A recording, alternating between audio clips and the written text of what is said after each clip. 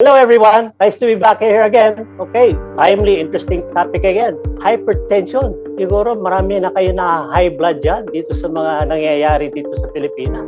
So pag-usapan natin itong hypertension or high blood.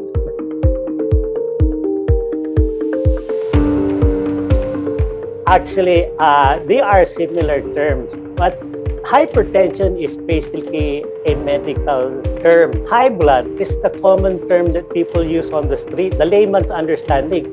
Kasi pag sinabi nating high blood, para bang yung mataas ang dugo, ang sinasabi ng tao. Kaya masama ang pakiramdam niya, sinasabi ka agad kung ano man yun, high blood ang sinasabi ng mga tao.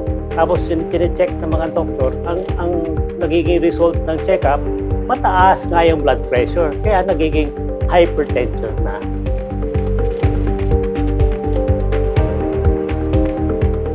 I did not find any place in our medical textbook that classified hypertension as a disease. Hypertension is more of a condition of the cardiovascular function. Hypertension can be a part of several diseases. So when you say hypertension, it's not necessarily a disease, but a description of a condition that is caused by other diseases. Okay?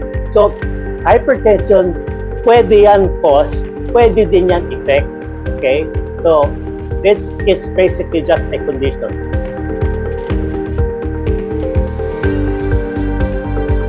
Basically, it's a mystery, but most of the doctors and medical data research have concluded that the disease itself is developed over decades.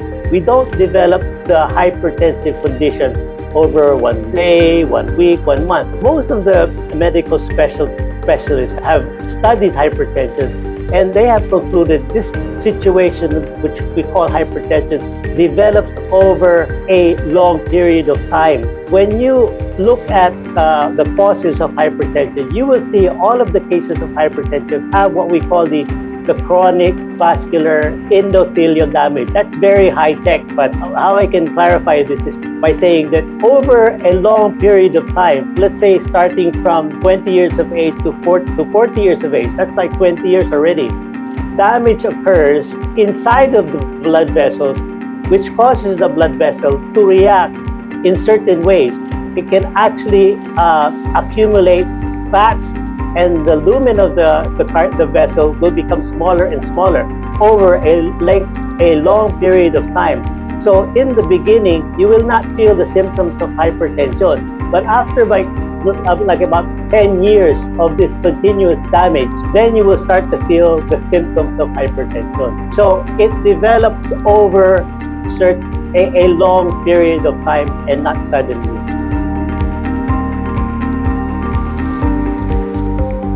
The status of hypertension in the Philippines I would say it's worse than what people see today. The top three or four causes of death in the Philippines all have a component of hypertension. First, you have the stroke, you have heart attack, you have liver cirrhosis, you have kidney damage, renal failure. All of these are dangers of untreated hypertension. Okay?